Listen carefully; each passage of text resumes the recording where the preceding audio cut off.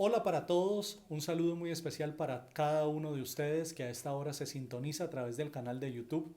Queremos darle la bienvenida y queremos invitarle a que disponga de todas las cosas necesarias para este tiempo de estudio bíblico, de manera que traiga prontamente su Biblia, un bolígrafo, una agenda. Si usted recibió el material vía WhatsApp, espero que muchos lo hayan podido imprimir en su casa. De lo contrario, utilícenlo como una guía que le va a servir para llevar el paso a paso de lo que queremos hacer en este tiempo de estudio bíblico. Quiero invitarles a todos que podamos iniciar este tiempo de estudio de la palabra de Dios con un tiempo de oración, de manera que dispongamos nuestra vida, dispongamos nuestro corazón y todas las cosas. Dicho sea de paso, coloque su celular en modo silencio para que nada le vaya a distraer y pongámonos en las manos del Señor para que sea Él mismo por su Espíritu Santo quien nos guíe. Señor y Dios, damos gracias en esta hora que podemos refugiarnos en ti, Señor, que podemos acudir a ti entendiendo, Señor, que tu palabra es verdad y que fuera de ti no hay Dios, que todas nuestras cargas podemos colocarlas en tus manos, Señor, y sabemos que en ti, Señor, podemos encontrar paz, que en ti podemos encontrar gozo, que en ti, Señor, toda nuestra vida está completa. Señor, queremos rogarte que en este tiempo de estudio de tu palabra sea tu Espíritu Santo quien abra nuestro entendimiento, quien ilumine, Señor, nuestro corazón, de tal manera que al acercarnos a tu palabra nuestros ojos sean abiertos y nuestro corazón sea terreno fértil para que tu bendita palabra obre en cada uno de nosotros, Señor. Enséñanos a conocerte, es lo que te pedimos en el todopoderoso nombre de Cristo Jesús. Amén y amén. Bien, amados hermanos, una vez más bienvenidos a todos ustedes, amigos, hermanos que se suman a esta transmisión. El día de hoy estamos dando inicio a un nuevo ciclo, a una nueva serie de estudio bíblico. Esta serie la hemos titulado Conociendo al que nos conoce. Grosso modo, quiero contarles un poquito de lo que nos motiva a realizar esta nueva serie. Y quiero iniciar con la frase lo que muchos están haciendo referencia a las maneras como muchas personas están afrontando al día de hoy todo este tema del aislamiento preventivo, de la pandemia y toda la crisis que esto ha desencadenado. Hay una frase que perfectamente pudiera resumir lo que muchas personas están haciendo.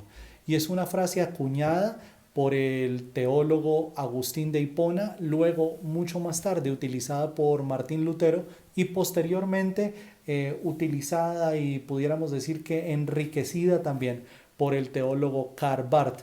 Esa frase es incurvatos in se. Es una frase latina, incurvatos in se, que implica que el ser humano tiene constantemente la tendencia a encorvarse hacia sí mismo, es decir, enfocarse en él mismo, como estar constantemente mirándonos el ombligo, para decirlo de una manera coloquial, enfocados en nuestras necesidades, en nuestras felicidades, en nuestras angustias, en nuestros pesares, en todas las cosas que tocan directamente contra nosotros, y de alguna manera ese pensamiento trae consigo la implicación de convertirnos a nosotros en el centro del universo, de tal manera que perdemos de vista que usted y yo no fuimos concebidos para ser, o para estar más bien, incurvatos, encorvados hacia nosotros mismos, sino que fuimos creados para estar constantemente contemplando, conociendo y relacionándonos con el Dios que nos creó. Este incurvato sin C va a aparecer aquí mismo en la transmisión, una imagen que ilustra esto, luego una pintura de Caravaggio, que es el Narciso de Caravaggio, y la versión contemporánea de todo este incurvato sin C perfectamente pudiera ser la obsesión, la afición extrema que muchas personas tienen con todo este asunto de las selfies, ¿verdad? Ahora, ¿qué es lo que anhelamos? Lo que nosotros anhelamos de alguna manera está plasmado en la expresión del profeta Jeremías en 9:23 al 24. Jeremías 9:23 al 24, y quiero invitarle que por favor abra su Biblia conmigo allí. Jeremías 9, 23 al 24. Esto es lo que dice el Señor. No dejen que el sabio se jacte en su sabiduría, o el poderoso en su poder, o el rico en sus riquezas, pero los que desean jactarse, que lo hagan solamente en esto, en conocerme verdaderamente y entender que yo soy el Señor, quien muestra amor inagotable y trae justicia y rectitud a la tierra, y que me deleito en estas cosas, yo el Señor he hablado. Esta expresión de Dios a través del profeta Jeremías da cuenta de lo que anhelamos en nuestro corazón a partir de esta serie que estamos desarrollando desde el día de hoy. No estamos nosotros creados, no fuimos creados para estar contemplándonos a nosotros mismos, fuimos creados para contemplar primeramente a Dios, para conocerlo a Él, y en virtud de que usted y yo lo conocemos y nos relacionamos con Él, vamos a tener unos lentes, unos anteojos distintos a través de los cuales podemos leer e interpretar la vida, leer e interpretar todo lo que está ocurriendo a nuestro alrededor. De tal manera que cuando el ser humano solamente se concentra en sí mismo, de alguna manera está perdiendo el sustento, está perdiendo el fundamento, está perdiendo la razón de ser de su propia vida, porque de una u otra manera sus expectativas no pueden ir más allá de lo que mismo esa persona es. Pero cuando usted y yo estamos centrados en la persona de Dios, todos los días estaremos conociendo una grandeza de Dios a través de la creación, a través de la vida misma, a través de su bendita palabra, a través de la persona de Cristo Jesús. ¿Ve? De manera que este conocimiento insondable, inagotable, infinito, es el que también nos permite a nosotros conocernos de una manera distinta. El incurvato sin C invita a que usted y yo seamos como el non plus ultra, la última Coca-Cola del desierto, ¿verdad? Que nosotros lleguemos a considerar que nosotros somos la perfección última de todas las cosas. Cuando salimos de ese incurvato sin C y nos proponemos conocer a Dios, vamos a entender que nosotros no somos el fin último de todas las cosas. El fin último de las cosas es Dios. Él es el principio y es el fin. Él es el alfa y es la omega. Y es en Él en quien debiéramos estar concentrados. Al conocerlo a Él, nos conocemos también a nosotros mismos. Al conocerlo a Él, podemos responder a las inquietudes más profundas de nuestro corazón. Y piense por un momento en la afirmación de Jeremías. Habla de 3 poblaciones agrupadas allí. Dice el sabio, el poderoso y el rico. Ninguna de estas personas, el sabio, el poderoso y el rico, tiene realmente algo de lo que jactarse, de lo que sentirse orgulloso, porque de alguna manera todas estas cosas se pierden. La sabiduría en algún momento se va a perder en la medida que nuestra memoria cada vez va siendo menos capaz, cada vez vamos olvidando más y más cosas. Luego toda esa sabiduría acumulada al final de nuestra vida puede irse perdiendo. El poder, ¿qué es el poder y cuánto dura el poder? Todo esto es sencillamente trivial, aunque muchas personas dedican buena parte de su vida a concentrar más y más poder en su vida. Al final de los días, ese poder se va a ir como agua entre los dedos y no va a servir para nada. Y hablemos de las riquezas, cuando Jesús mismo dice, no acumulen ustedes riquezas sobre la tierra, porque aquí el ladrón roba, el orín corroe, la polilla se come todas las cosas. Hagan más bien tesoros en el cielo, donde no hay ladrón, donde no hay orín, donde no hay polilla. Tesoros que no pueden ser corrompidos son los que Jesús nos invita a cultivar en nuestra vida. Por otro lado, Oseas, el profeta Oseas, en el capítulo 4, verso número 6, señala lo siguiente. Oseas, capítulo 4, verso 6. Mi pueblo está siendo destruido porque no me conoce. Así como ustedes, sacerdotes, se niegan a conocerme, yo me niego a reconocerlos como mis sacerdotes. Ya que olvidaron las leyes de su Dios, me olvidaré de bendecir a sus hijos. Y quiero hacer aquí una unión entre lo que termina diciendo Jeremías y esto que expresa Oseas. Jeremías dice, el que quiera enorgullecerse, enorgullezcase en esto, en que me conoce verdaderamente y entiende que yo soy el Señor, quien demuestra amor inagotable, que trae justicia y rectitud a la tierra, y en esas cosas me deleito. Es como una ironía, si se quiere. El Señor dice, que se jacte en esto el que se quiera jactar, en conocerme.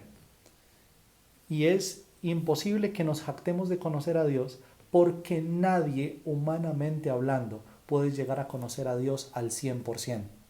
Dios es infinito, y en la medida que Dios es infinito, ningún hombre, ninguna mujer, ninguna persona sobre la faz de la tierra puede decir a ciencia cierta que conoce a Dios al 100% de lo que Dios mismo es.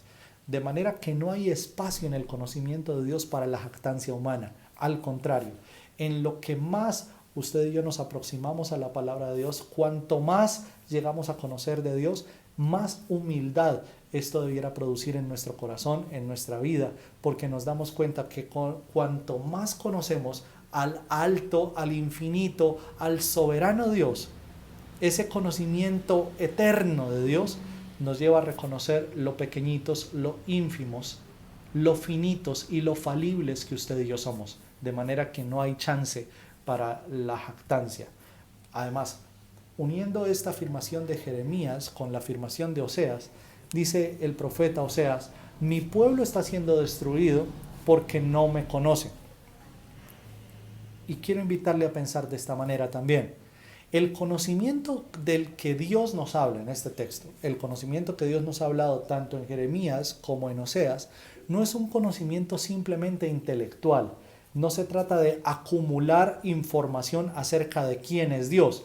No se trata de tener una base de datos increíble en nuestra mente acerca de datos, de rasgos, de características de quién es Dios. No, se trata de un conocimiento relacional. La palabra que se utiliza tanto en Jeremías como en Oseas es la palabra hebrea yadá. La palabra hebrea yadá, que refiere a un conocimiento íntimo, un conocimiento que trasciende a lo intelectual, es un conocimiento relacional. Dios lo que está diciendo en el texto es, mi pueblo está siendo destruido porque definitivamente no quiere entrar en una relación conmigo. Es decir, no basta solamente con conocer la palabra escrita de Dios, necesitamos trascender a la relación con Dios, y en esa relación con Dios debemos expresar nuestra devoción no solamente en términos del conocimiento otra vez, sino de la obediencia. El pueblo de Israel tenía la ley del Señor, sin embargo no la obedecía, y esa es la razón por la que Dios afirma, mi pueblo está siendo destruido porque no me conoce, es decir, porque no pone en práctica lo que la ley dice. Y grave la afirmación que sigue haciendo. Así como ustedes sacerdotes se niegan a conocerme, yo me niego a reconocerlos a ustedes como mis sacerdotes. Hace 8 días terminamos la serie que titulamos Saliendo hacia adentro, afirmando el sacerdocio universal del creyente. Y otra vez, usted y yo somos sacerdotes del Dios Altísimo, sacerdotes del único Rey que se llama Jesucristo, y esta afirmación de Oseas debiera provocar en nosotros un estremecimiento tremendo, porque dice el texto, así como ustedes sacerdotes se niegan a conocerme, es decir, al día de hoy no existe una clase sacerdotal, sino toda la iglesia de Cristo somos sacerdotes de Él. Luego, toda la iglesia de Cristo está llamada a conocer y a relacionarse íntimamente con Dios. Y cuando nosotros dejamos de hacerlo, ocurre lo que el profeta Oseas dice. Yo me negaré entonces a reconocerlos como mis sacerdotes. Ya que ustedes olvidaron las leyes de su Dios, entonces yo me olvidaré de bendecir a sus hijos. Nosotros nos hemos propuesto a través de esta serie comenzar a desarrollar un estudio acerca de los atributos de Dios, pretendiendo con esto que el estudio de la persona de Dios desde la misma escritura pueda provocar en usted y en mí una fe firme, una fe fuerte, una fe sólida que nos invite otra vez a reinterpretar lo que está ocurriendo en nuestra vida, en nuestro trabajo, en nuestro estudio, en la sociedad entera, en el mundo entero, pero a partir de lo que la palabra de Dios tiene para decirnos. Interpretar nuestra vida a partir de quién es Dios. Interpretar nuestra vida a partir de lo que Dios mismo revela en su palabra que Él es. Habiendo dicho eso, el primer rasgo, la primera característica, el primer atributo de Dios en el que hemos de concentrarnos el día de hoy es la singularidad de Dios.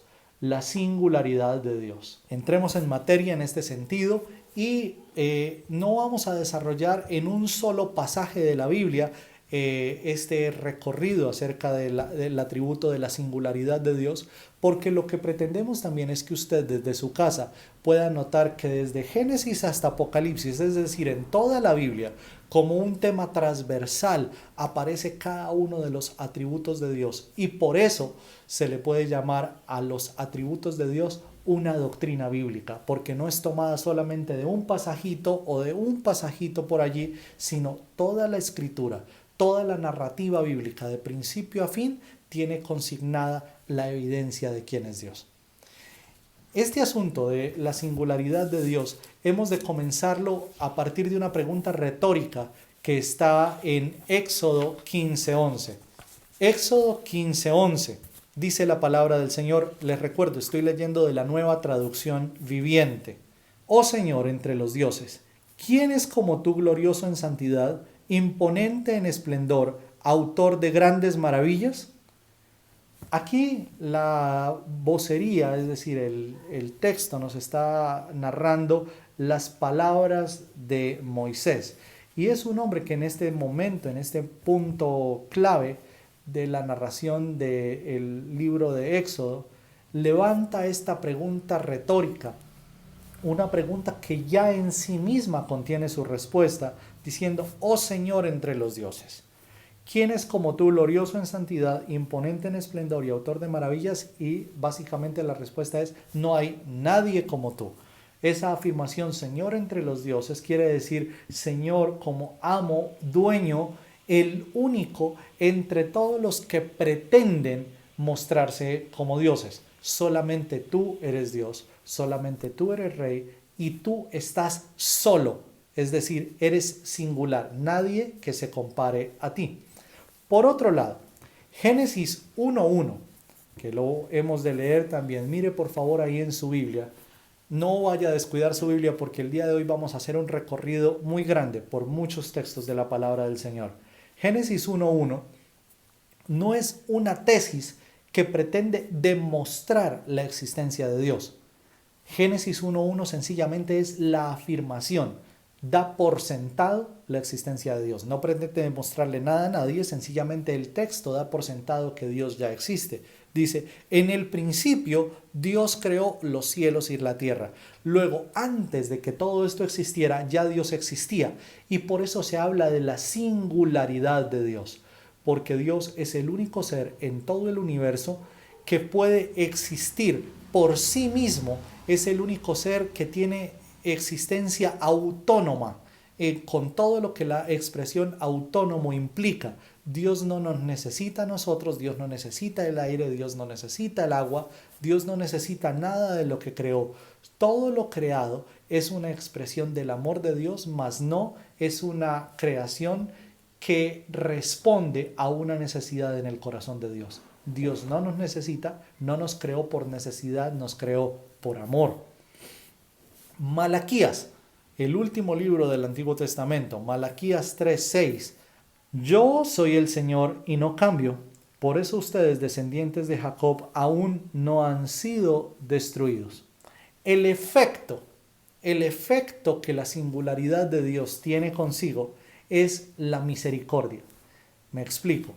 En la medida que Dios no nos necesita, en la medida que Dios no nos creó por necesidad, Dios extiende sobre nosotros una misericordia inimaginable, incomparable, única, y tiene que ver con lo que Dios mismo es, no con lo que nosotros somos. De nuevo, me explico. La misericordia que usted y yo recibimos no es a partir de que nos portemos bien o nos portemos mal, y no es una excusa entonces para portarnos mal.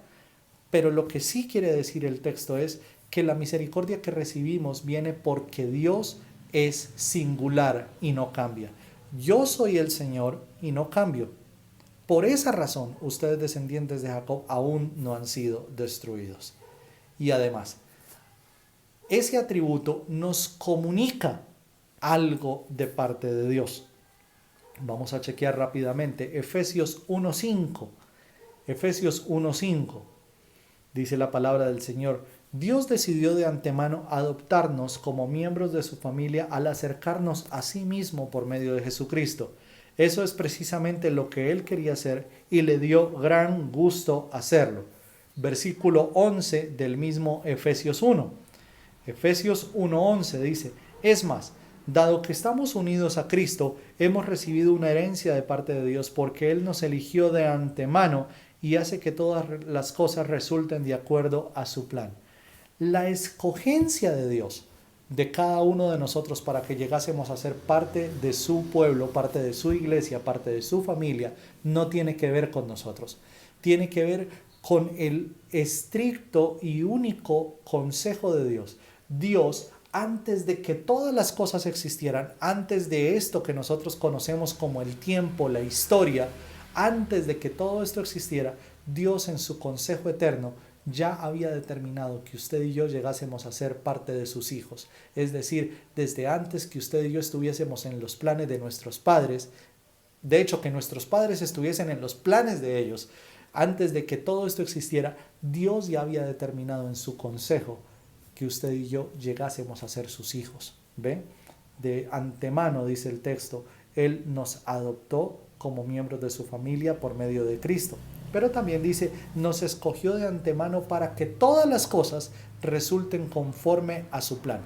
Es decir, cuando usted y yo llegamos a los pies de Cristo, no llegamos nosotros para hacerle un favor a Dios. No estamos creyendo a Dios, no le estamos dando like a Dios como si Dios estuviese monetizado. No. Usted y yo llegamos a los pies de Cristo porque Cristo está llevando a cabo un perfecto plan que estaba diseñado desde antes de la creación del mundo, y el centro de ese plan es Dios, y nosotros debiésemos tener también como centro de nuestra vida a Dios, de tal manera que todo lo que está ocurriendo conduzca nuestra mirada y nuestro corazón al único y suficiente Dios. De tal manera que lo que el atributo de la singularidad de Dios en estos textos nos comunica también tiene que ver con ese consejo único y eterno de Dios mediante el cual Él nos escogió. Y eso refleja también su bondad y su misericordia. Nehemías 9:5 dice de la siguiente manera: Luego los jefes de los levitas, Jesúa, Cadmiel, Bani, Asabnías, Jerebías, Odías, Sebanías y Petaías llamaron al pueblo: levántense y alaben al Señor su Dios, porque Él vive desde la eternidad y hasta la eternidad. Entonces oraron: que tu glorioso nombre sea alabado, que sea exaltado por sobre toda bendición y alabanza. Y noten ustedes cuál es el atributo que los levitas en este texto señalan, invitando al pueblo a alabar a Dios. Alaben a Dios, levántense y alaben al Señor su Dios, porque Él vive desde la eternidad y hasta la eternidad. Y esto tiene que ver no solamente con la eternidad de Dios, pero otra vez con la singularidad. En la eternidad anterior, Dios no nos necesitaba y vivía pleno, dichoso. Dios en su esencia era completo.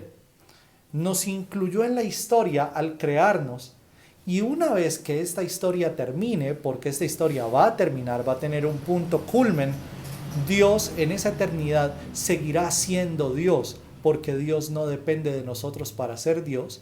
Dios no depende de nosotros para ser santo, para ser soberano, para ser poderoso. Ninguno de sus atributos depende de lo que usted y yo somos, ni de lo que usted y yo creemos.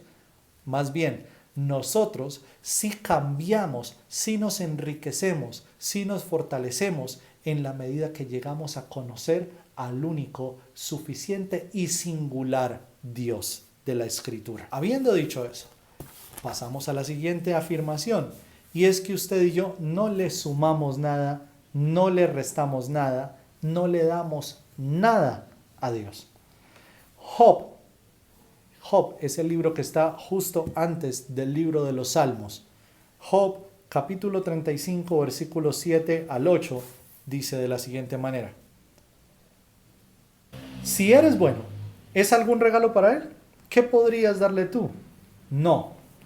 Tus pecados afectan únicamente a personas como tú, y tus buenas acciones afectan solo a los seres humanos. Es decir, ni siquiera nuestra buena conducta le agrega algo al carácter de Dios. Como digo, vamos a hacer crecer a Dios en santidad en la medida que nosotros nos portemos bien. Dios no crece en santidad, Dios es perfectamente santo en sí mismo y no son nuestras acciones buenas las que lo hacen crecer en santidad. No puede crecer en santidad en la medida que Dios ya es perfecto en sí mismo. Tampoco nuestros pecados hacen que Dios deje de ser santo o hacen que Dios sea menos poderoso. Ninguna de esas cosas, porque nuestros pecados a las únicas personas que tienen la capacidad de afectar es a las personas humanas, no a la persona divina que es Dios.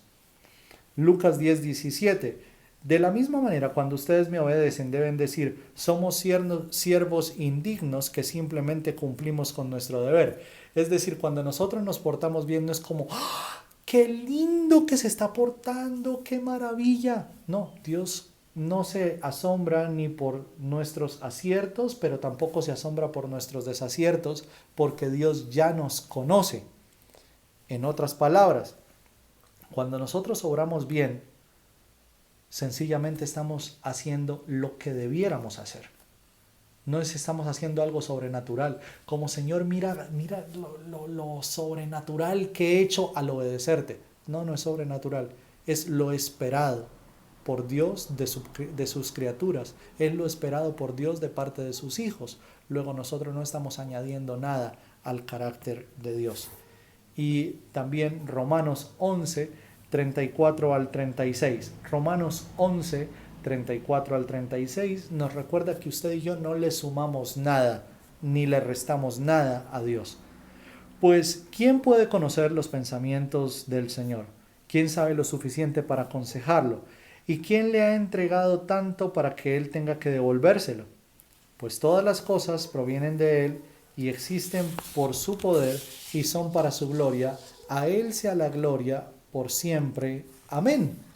Nada que nosotros hagamos va a poder sumar algo a quien Dios es. ¿Me explico? No es como que en la medida que nosotros más y más nos congregamos, en la medida que nosotros más y más obedecemos, Dios más perfecto o más poderoso es. No hay tal cosa. Dios ya es perfecto en poder, Dios ya es perfecto en santidad, Dios ya es perfecto en conocimiento. Dios es singularmente Dios y es singularmente perfecto. Luego no hay nada que nosotros podamos atribuirle a Él.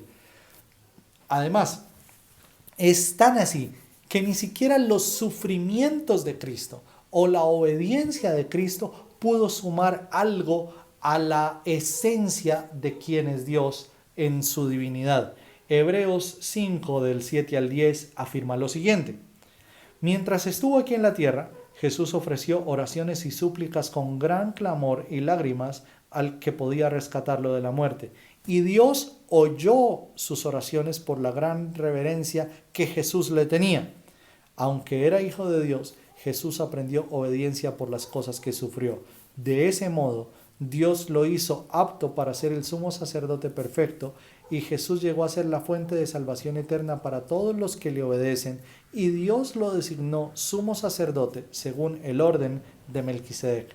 Note usted que aquí el texto de Hebreos está afirmando de lo que Dios formó en el Hijo de Dios, en Cristo, en el momento de la encarnación, es decir, lo que Dios formó en el carácter humano del Dios encarnado, mas no que la encarnación de Cristo le estuviera sumando algo a la esencia divina de lo que mismo es Dios. Y esto es un hilo muy delgadito y es un senderito muy delgadito por el que cualquiera de nosotros perfectamente pudiera resbalarse. Pero esta afirmación es muy fuerte cuando ni siquiera la encarnación de Cristo le suma algo a la esencia divina de Dios. ¿Por qué no le suma nada? Porque la esencia que hace singular a Dios, valga la redundancia, es una esencia diferente, es una naturaleza diferente. Y esto lo señala muy bien el profeta Isaías en el capítulo 55, versículos 8 al 9. Isaías 55, versículos 8 al 9. Mis pensamientos no se parecen en nada a sus pensamientos, dice el Señor, y mis caminos están muy por encima de lo que pudieran imaginarse. Pues así como los cielos están más altos que la tierra, así mis caminos están más altos que sus caminos y mis pensamientos más altos que sus pensamientos. Es decir, la manera como Dios piensa, la manera como Dios razona, la manera como Dios analiza es humanamente imposible de alcanzar. Tal como los cielos están lejos de la tierra, así están lejos los pensamientos de Dios de la mente humana. Luego, no hay ningún hombre que pueda decir yo sé lo que mismo Dios está pensando en este momento. Yo sé exactamente lo que Dios piensa, lo que Dios siente. No hay tal, porque nuestros pensamientos están viciados por nuestra propia naturaleza pecaminosa. Luego, nunca iremos a conocer al 100% los pensamientos de Dios. Solamente podremos conocer lo que Dios en su buena voluntad quiera darnos a conocer. Isaías 57:15 revela parte de esa esencia única, de esa esencia diferente, singular de Dios. Dice, el alto y majestuoso, dependiendo de la traducción que usted utilice. Esta es Nueva Traducción Viviente, dice el alto y majestuoso. Américas y Reina Valera dirían el alto y sublime, que vive en la eternidad. El santo dice, yo vivo en el lugar alto y santo con los de espíritu arrepentido y humilde. Restauro el espíritu destrozado del humilde y reavivo el valor de los que tienen un corazón arrepentido. Note usted varias cosas que señalan la naturaleza distinta de Dios. El alto, esa referencia a la altitud de Dios está relacionada con lo que el capítulo 55 mencionaba acerca de los pensamientos tan altos de Dios que son inescrutables, inalcanzables. Aquí Dios está diciendo yo soy alto, es decir, estoy muy por encima de lo que ustedes son. Soy majestuoso, vivo en la eternidad, es decir, yo no estoy imbuido, yo no estoy preso en el plano de la historia, del tiempo, de la cronología, pero tampoco del espacio. Dios habita en la eternidad, lo que ya lo hace eternamente distinto. Y para terminar de completar el cóctel de perfección singular, dice, y soy santo, santo como nadie más puede serlo. Es alto, es majestuoso, vive en eternidad y es santo. Pero también dice Dios, y yo vivo en el lugar alto y santo con los de espíritu arrepentido y humilde. Es decir, este que habita en ese lugar tan encumbrado, tan santo, tan sublime, tan majestuoso, tiene la capacidad, por amor, no por necesidad, sino por amor, de estar cercano a los quebrantados de espíritu, a los de un corazón humilde. Y restauro el espíritu destrozado del humilde, dice, y reavivo el valor de los que tienen un corazón arrepentido.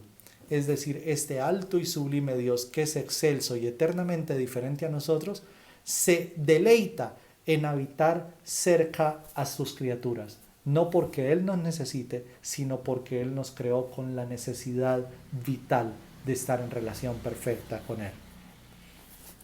Por último, en este punto de la diferencia de Dios, de su naturaleza distinta, Juan 4:24 dice, pues Dios es espíritu, por eso los que lo adoran deben adorarlo en espíritu y verdad.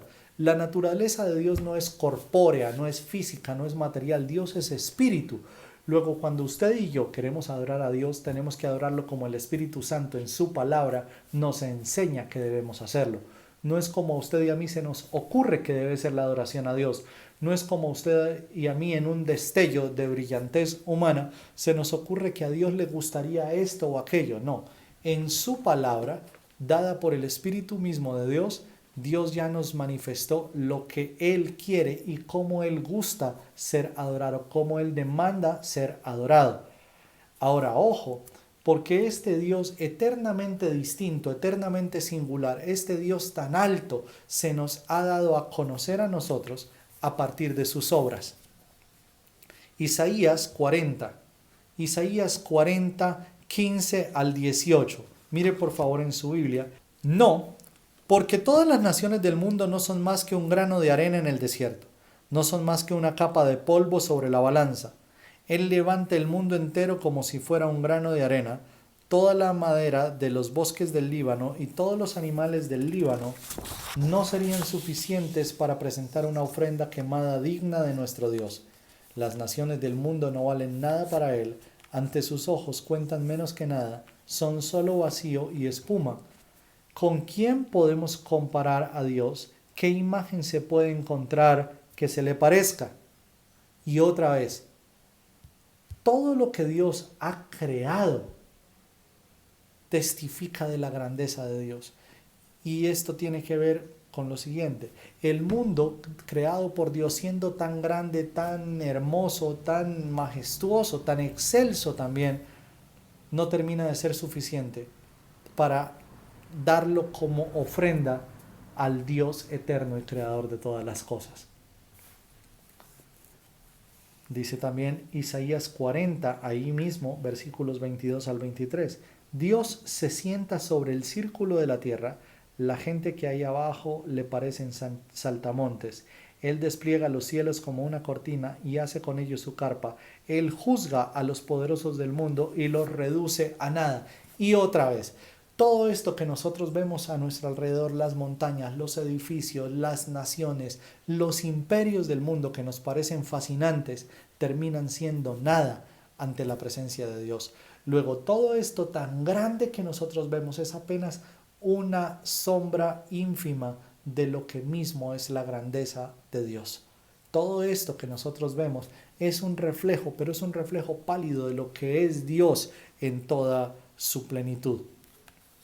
De tal manera que aun cuando nosotros tenemos la creación, aun cuando nosotros como Iglesia de Cristo tenemos la Biblia, tenemos su palabra, aun cuando nosotros decididamente cada fin de semana nos congregamos, entre semana tenemos tiempo de estudio bíblico, pudiésemos afirmar que Dios todavía sigue siendo el Dios no conocido que presentó en su momento el apóstol Pablo en Hechos 17, 23.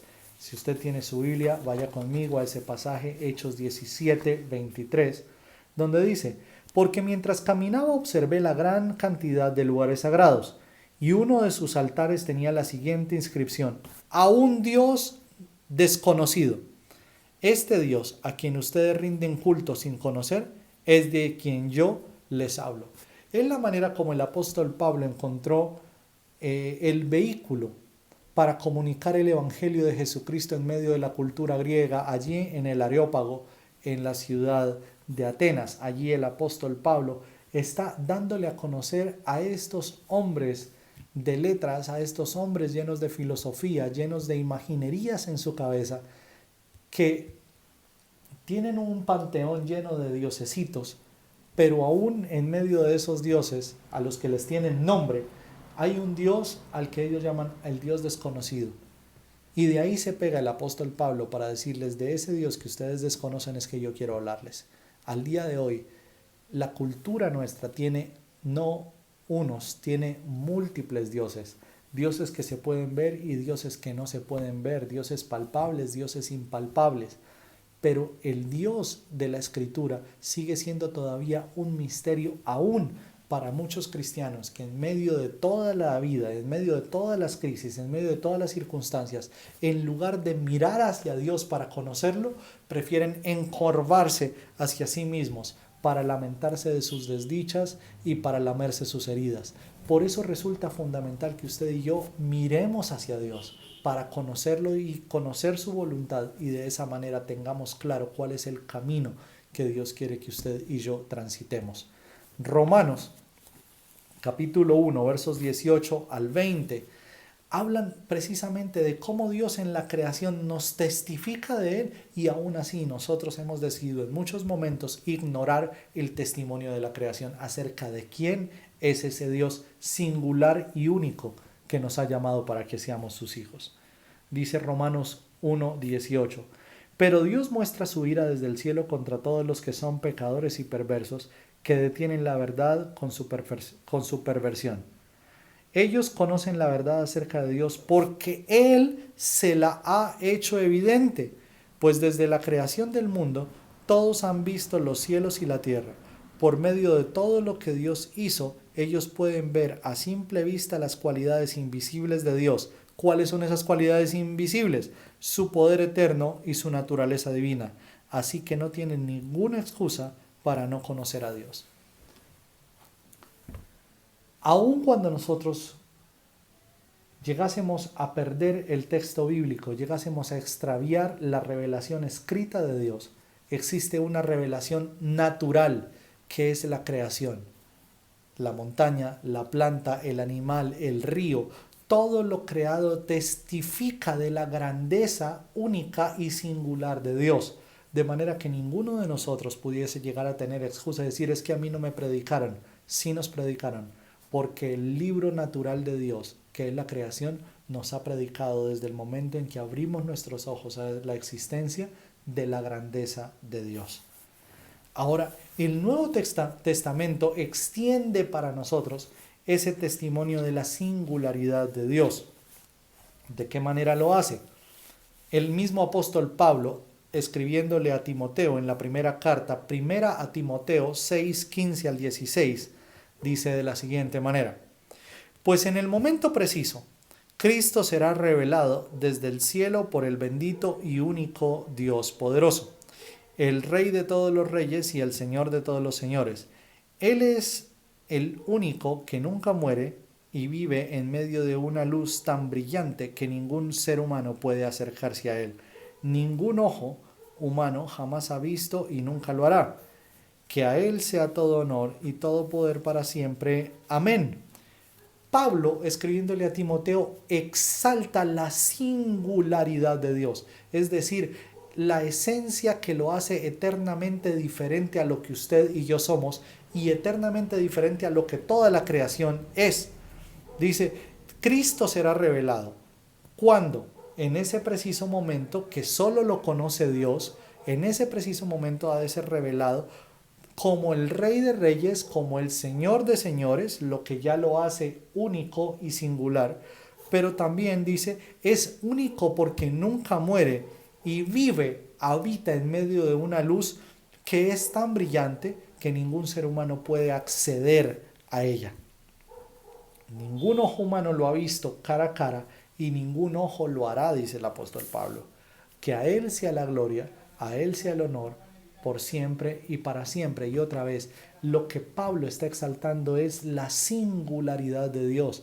En otras palabras, usted y yo no podemos comparar a Dios con nada, ni con un cuadro pintado por el más exquisito de los pintores, por una escultura hecha por el más habilidoso de los escultores.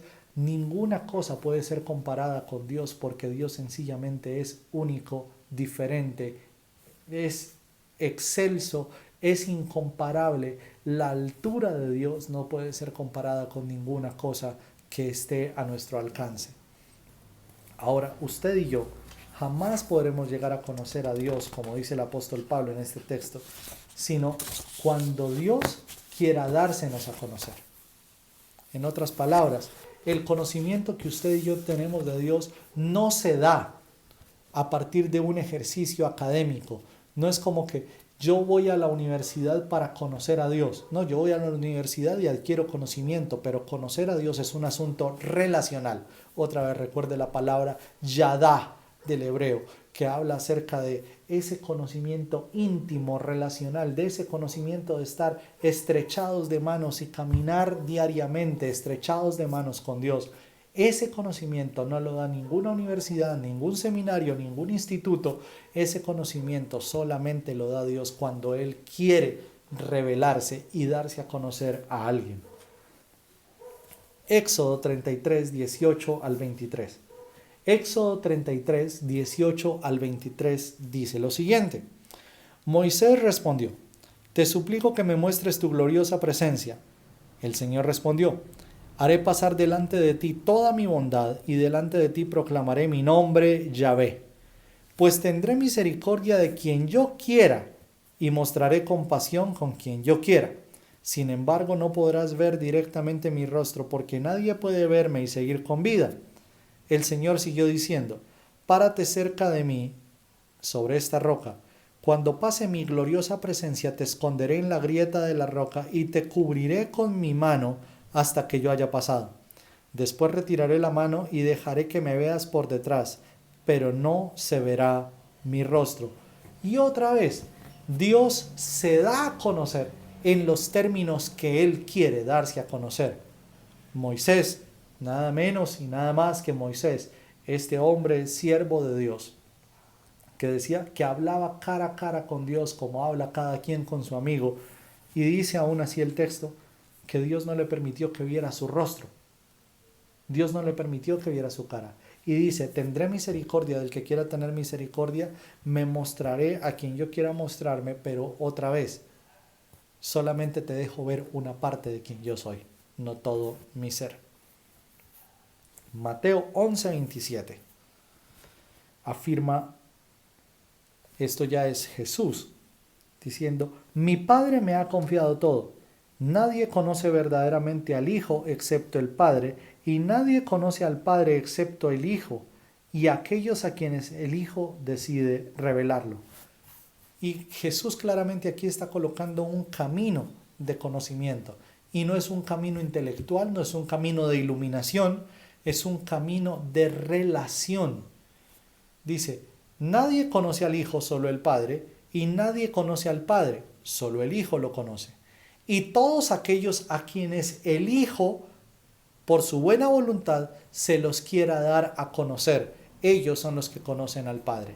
Es decir, en este texto de Mateo, es como que Jesús estuviera afirmando lo que Juan, en otras palabras, dice, nadie viene al Padre sino solamente a través de Cristo. Nadie puede conocer al Padre sino a través de Cristo. De manera que este asunto de yo puedo conocer a Dios y excluir a Cristo no existe. Si usted excluye a Cristo, ya usted tiene un adefesio, no a Dios. Si usted conoce a Dios pero excluye el Espíritu Santo, ahora usted tiene otro adefesio, pero no a Dios.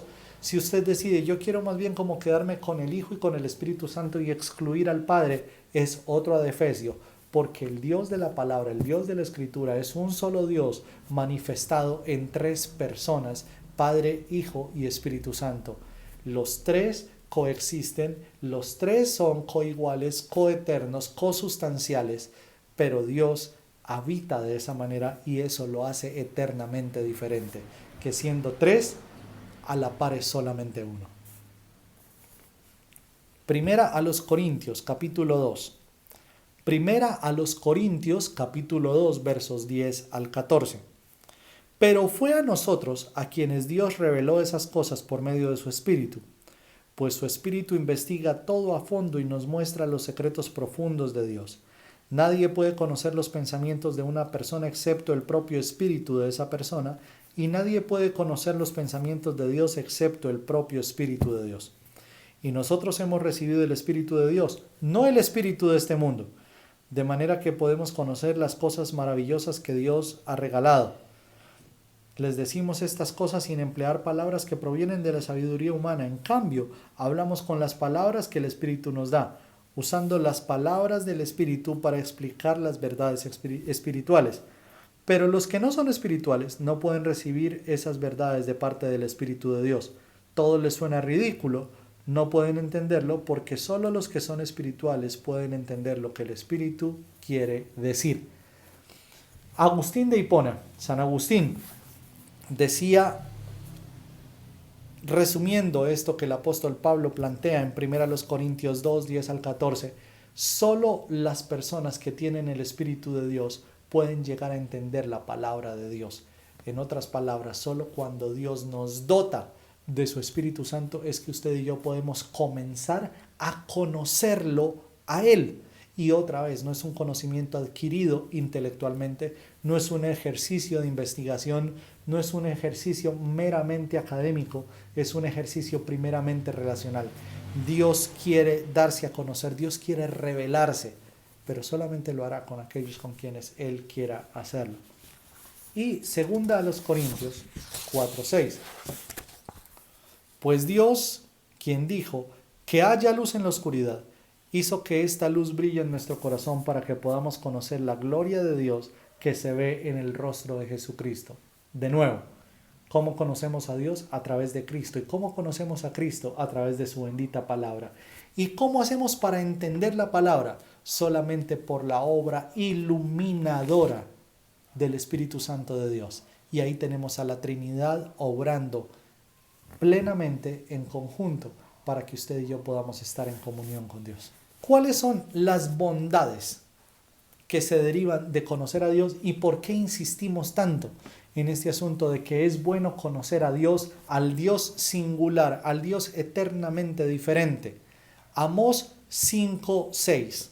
Mire, por favor, las bondades que se derivan de conocerlo. Amós 5:6. Vuelvan a buscar al Señor y vivan. De lo contrario, Él pasará por Israel como un fuego y los devorará completamente. Sus dioses en Betel no serán capaces de apagar las llamas. Dios en este texto está denunciando claramente la idolatría de su pueblo. Y en medio de la denuncia por la idolatría, Dios le hace un llamado imperativo al pueblo de Israel. Y es, búsquenme para que vivan. De otra manera, en la medida que usted y yo más conocemos a Dios, experimentamos el milagro vivificador de Dios en cada uno de nosotros. Y no quiere decir con esto que Dios es el elixir de la eterna juventud. No, es el asunto más bien de que al conocer a Dios, usted y yo pasamos de muerte a vida, de muerte espiritual a vida espiritual, de la manera misma en que Dios está levantando muertos espiritualmente hablando. Es lo que está ocurriendo hoy cuando una persona decide llegar a conocer a Cristo. Y otra vez, si bien Dios es el que se revela, también el texto de Amós, refiere que es un ejercicio de nuestra voluntad anhelar y buscar decididamente a Dios. Si Dios, por poner un ejemplo, si Dios timbra a la puerta de su casa y usted está aquí sentado en la sala, ¿cómo mismo entra Dios a menos que usted abra la puerta? Y note, Dios se está dando a conocer, pero por otro lado nos hace responsables de que usted y yo le busquemos para hallarle y para ponernos en relación con Él. Amós 5:14 lo plantea de otra manera. Y recuerde que conocer a Dios no es solamente tener información aquí en la cabeza que nos dice quién es Dios, sino es pasar a los actos. Si yo conozco cuál es la voluntad de Dios, debiera entonces trascender a hacer la voluntad de Dios. Amós 5:14 dice, hagan lo bueno y huyan al mal para que vivan, que es equivalente a vuelvan a buscar a Dios y vivan. Hagan lo bueno, huyan del mal para que vivan. Entonces el Señor de los ejércitos celestiales será ayudador, así como ustedes han dicho. Y además, un beneficio muy importante, no solamente en estos tiempos de crisis mundial, sino en todos los momentos de nuestra vida, está en Mateo 11, 28 al 30. Recién, hace un momentico, leímos Mateo 11, 27, donde afirmaba que solamente el Padre es conocido por el Hijo por el Padre, y el Padre llega a ser conocido por aquellos a quienes Cristo lo quiera dar a conocer. De ese conocimiento se deriva este beneficio. Luego Jesús dijo, vengan a mí todos los que están cansados y llevan cargas pesadas, y yo les daré descanso. Pónganse mi yugo y déjenme enseñarles, porque yo soy humilde y tierno de corazón, y encontrarán descanso para el alma, pues mi yugo es fácil de llevar y la carga que les doy es liviana. En otras palabras, en la medida que usted y yo conocemos a Dios, podremos hallar descanso y paz para todo nuestro ser. ¿Qué persona sobre la faz de la tierra no anhela tener paz en su corazón? ¿Qué persona sobre la faz de la tierra no anhela tener tranquilidad, paz, como sosiego en su vida? Todos lo anhelamos. El tema es que mientras lo estemos buscando en fuentes distintas, no lo vamos a poder hallar. O lo hallaremos de manera momentánea. Una paz que dura un momentico, un contentamiento que dura un momentico y ya. En cambio, Jesús dice, vengan a mí, estén en comunión conmigo y yo los haré descansar. Es decir, los haré entrar en el descanso y que sigan estando en el descanso. Y esto es único, tan singular como Dios mismo es singular. Entonces noten los beneficios que Dios nos da. Al conocerlo somos vivificados. Al conocerlos tenemos a Dios como nuestro ayudador. Al conocerlo tenemos paz en el corazón. Eso es algo que nadie más nos puede otorgar. Y quisiera concluir con lo siguiente. Colosenses 1:10 nos plantea un desafío en este sentido y es el desafío que quiero plantearles a cada uno de ustedes. Entonces, la forma en que ustedes vivan siempre honrará y agradará al Señor, y sus vidas producirán toda clase de buenos frutos. Mientras tanto, irán creciendo a medida que aprendan a conocer a Dios más y más. Siempre Dios será susceptible de que usted y yo lo conozcamos más, porque Él es infinito. Y de nuevo, si hablamos de beneficios añadidos, de beneficios derivados del conocer a Dios, dice que nuestra vida crecerá en la medida que nuestro conocimiento de Dios crece. Y no solo eso, sino que produciremos toda clase de buenos frutos que no van a ser para su deleite, sino para que el nombre de Dios sea exaltado. En la medida que nosotros le conocemos, fructificamos para que su nombre sea exaltado. Y segunda de Pedro 3:18 dice, en cambio, crezcan en la gracia y el conocimiento de nuestro Señor y Salvador Jesucristo. A Él sea toda la gloria, ahora y para siempre. Amén. Ese en cambio marca la pauta, marca la diferencia, marca un contraste entre lo que está haciendo hoy todo el mundo. Hoy, cuando todos estamos confinados en nuestros hogares, en nuestros apartamentos, casas, en nuestros lugares de residencia, muchas personas han decidido encorvarse hacia sí mismos, mirarse ellos mismos, lamerse sus propias heridas, quejarse de sus soledades, refunfuñar por el encierro, refunfuñar por la internet, refunfuñar porque no puede llevar la vida que antes llevaba. Dice el apóstol Pedro, en lugar de todo eso, dedíquense a conocer a Dios. Y al conocer a Dios, que su vida sea transformada. Y entendamos, a partir de este breve estudio que no pretende ser exhaustivo, sino más bien descriptivo, el Dios al que usted y yo adoramos es un Dios eternamente singular, incomparable. No lo podemos equiparar, no podemos hacer un parangón de Dios con absolutamente nada en la tierra. Él es único, Él es el alto y sublime, que habita en la eternidad, y su nombre es el Santo. Sin embargo, ha decidido vivir al lado del quebrantado de espíritu. Si usted anhela ponerse en comunión con Él, le invito a que oremos. Padre amado, por tu palabra damos muchas gracias. Porque al contemplar tu palabra, Señor, tenemos la posibilidad de salir del encierro, no físico, pero del encierro mental y del encierro espiritual y emocional en el que hemos estado. Porque seguramente que muchos de nosotros, quizá todos, hemos caído en la trampa de encorvarnos hacia nosotros mismos para solamente mirarnos a nosotros.